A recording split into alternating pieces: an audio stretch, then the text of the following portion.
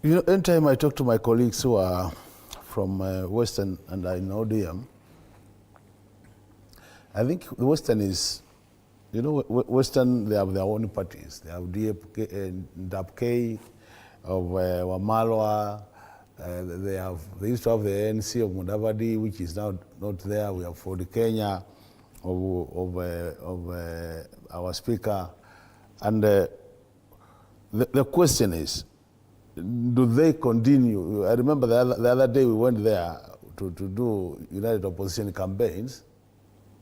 There is this argument that I think one of their elders once said that the assumption of leadership in Western through the presidents will come from the lake.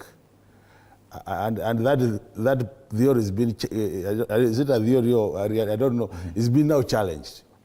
They are being told, for you to become the president of this country, you have to organize yourselves. And I think that's why you see people like Natembeya, people like Sifuma are now coming out strongly because they are telling the Western that this idea of waiting for this position to be handed over to us might be a dream.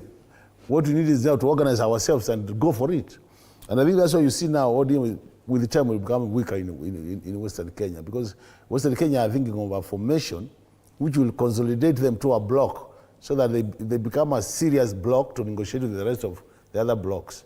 Because you need, if you look at our politics, the way Honorable Kiro has said, initially we used to have a lot of tribal organization, but now they are thinking of more blocks so that it becomes a bloc. And that's why you see Central Kenya, like Mount Kenya, East and the Central Kenya, they are trying to form one bloc. The southeastern part of us, we are forming another bloc.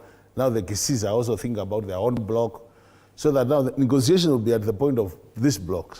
And I think that's what is triggering some of the things you see.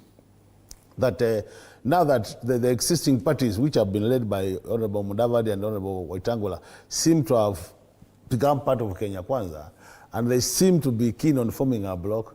Now these new faces, the Natembeyas, the Wamalo, and the Sifunas, and Kareba are saying, why can't we then start thinking about a formation which will help us negotiate? But I think we've said it many times here.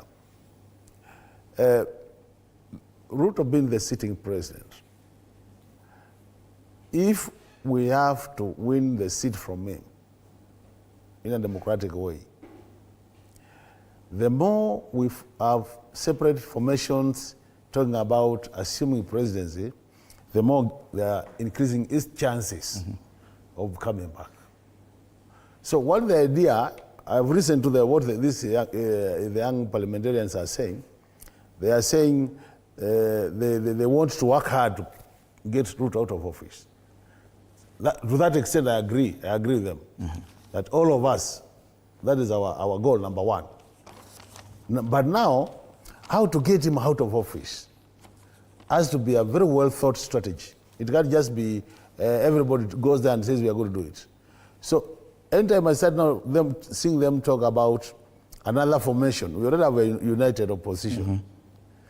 Anytime I start thinking people talk about another formation, it now starts opening the doors for division. All right.